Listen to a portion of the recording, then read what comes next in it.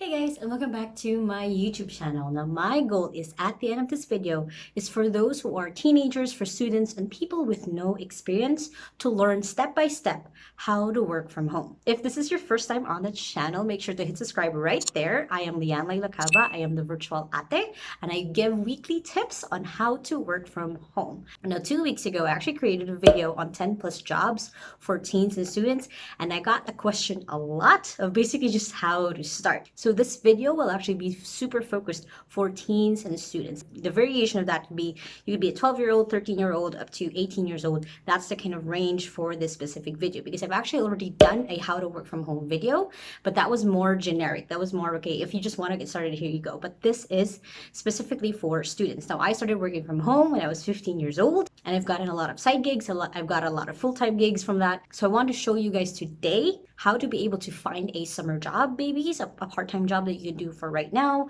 and how to find maybe a side gig that you can do even while you're at school. Now, the first thing that you have to keep in mind if you want to work from home is why. Why do you want to work from home? What are your goals? What does it look like if you're actually working online or working from home? You want to look at the money aspect of it. Like, why do you want to work from home? Would it be just for allowances, or would it be savings for something? For me, when I was first working from home, it was just purely allowance. It was purely fun for me because I could get paid online. I was 15 years old, so in the Philippines, we can't find a lot of jobs unless you're 18 and above. And online, usually it's the same thing. But I started out as a writer for bloggers, and then wrote for magazines, wrote for newspapers, so I kind of ramped it up after that. But for me, my goal was just kind of to have fun and to practice my skill for writing. Now, that could be different for you. Your goal could be simply, being able to have extra allowance per day or be able to help out your family. So you have to think already, what are the goals? What is my end goal? What do I actually want to create from this if I do succeed working from home? Now, you guys can also check out my video on how to create your goals for 2020. You can still do that even though it's already mid 2020. This is something that you can still definitely do. Your goal could also just be upgrading your skill. Let's say you want to go to college for writing. You want to go to college for graphic design. You want to go to college for programming maybe. So having this as your job already gives you the up of being able, when you go to actually college, when you go to actual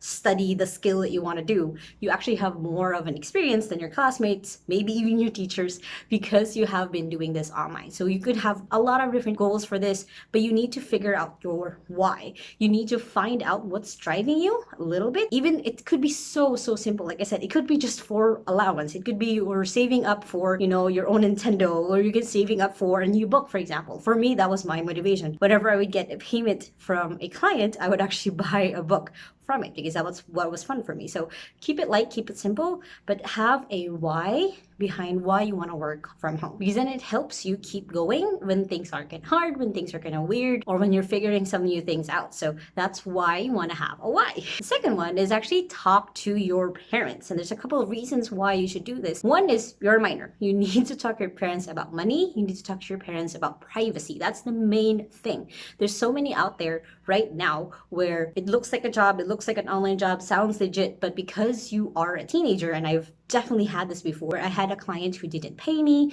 where I actually fell into a scam at one point. So you have to really be careful about what is online, and asking your parents, or at least asking a guardian. You have an older sister, older brother, who can check out the sites before you actually put in your information. It's usually not a real job if they right away ask for too many personal information or right away your bank details. So you have to be careful when it comes to working online. There's, again, a lot of scary stuff, a lot of good stuff also. So you have to ask your parents permission, or at least, again, have a guardian who can help you out. Of course, the other reasons why you want to talk to your parents is then, of course, with the bank details, like making sure that you get paid. There's a way for you to get paid. So it could be asking for their bank details, helping you set up your own bank if that's possible, or just another mode of payment where you can actually receive money. Other reasons is, of course, you need a laptop. You need a good enough laptop to get started, even though if it's maybe just a transcription job where you're transcribing someone's audio into text, or it could be something as like video editing where you need a little bit of better specs on your laptop. You also need good internet. That's another thing to talk to your parents about. If you want to be more serious about this, this is something that you do want to keep doing, you need kind of a really good internet to be able to get started. And of course, just this space. You want to start already creating boundaries of, okay, this is my office space, or quote unquote office space, and you need to think about that already of like, where will I work, what will this look like, what would be a good backup if I don't have internet at home. So sometimes for coaching clients of mine, I actually would recommend, if you really don't have a laptop and you have no way to do that right now, you can already just go to maybe a computer shop and rent out a computer for like an hour or two and searching jobs, and then maybe afterwards invest in tools. So it really depends on your situation, but it is really important that you talk to your parents about this. Number 3 is then you choose your skill. Again, I already did a video on 10 different skills you can pay for online as a teenager, but that's one of the main things that you have to choose right away, because then it's easier for you to job hunt. It's easier for you to also get hired if you've already chosen the skill that you want to be hired for. Now, keep in mind that as a teen or as a student, you're probably looking for a job that's more part-time or project-based. Part-time is basically 20 hours or less per week, and project-based is usually as it is. So for example, for a writer, it could be just 2 articles a week. That's more project-based because I'm not counted by the hours that I'm doing. So when you're choosing your skill, you have to keep that in mind. If you are going to become a virtual assistant, for example, you're going to be a general virtual assistant, you have to keep in mind and set it already. You have to also make sure that you are studying. If you're going to school, you have to make the time for your homework, for the other things that you have to do, because you are managing your own time when it comes to working online. So you have to keep that in mind. So when you're choosing your skill, it has to be something that you already like doing. It has to be a skill that you are already interested in doing. So it has to be something that, for example, for me, I was already writing. I've been writing since I was 8 years old. Usually short stories I would write for the school newspaper. So there's a lot of different stuff that I already was doing with writing. So it's easy for me to choose my skill. Now you have to look into, what are your hobbies? What are the things that you already like tinkering around with? What are the different things that you are even looking up on YouTube about, like how to be a graphic artist, how to use Canva as a tool. Maybe you're already looking into how to create a WordPress website. So it really depends. It has to really start with what you're already interested in. That's how you pick a skill, because then it's easier for you to keep studying, to keep upgrading that skill if it's something that you already like doing, that you already love doing. Next then is you actually have to build your portfolio.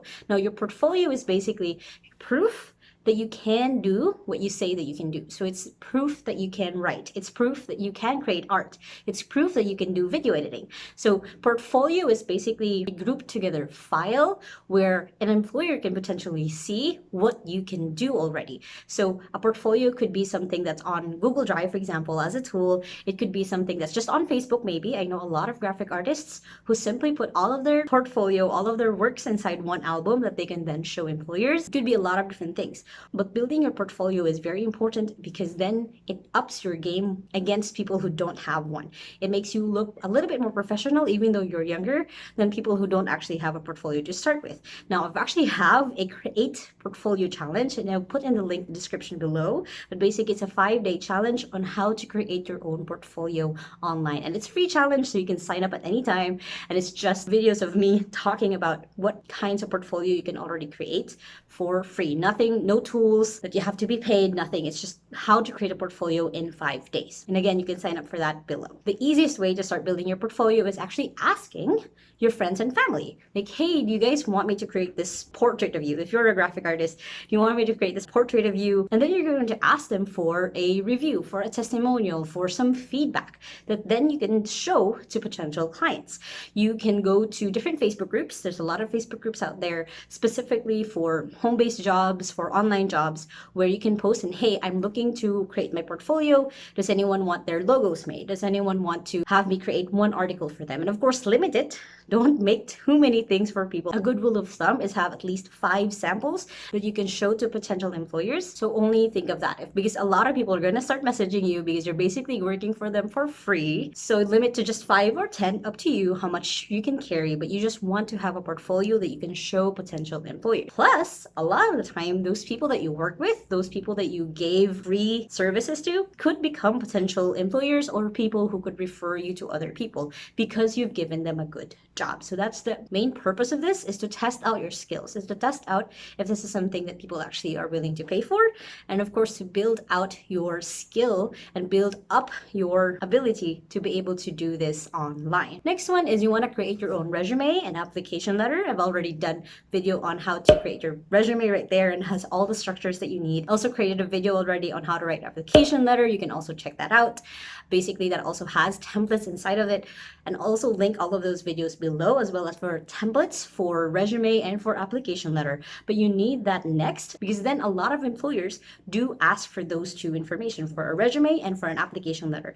If you have a portfolio, that is always a bonus, especially if you put it in your application letter. Check out my portfolio here. And again, I have templates for all of that below that you can check out. But basically, for your resume and application letter, you want to make sure that one, you have the right contact information.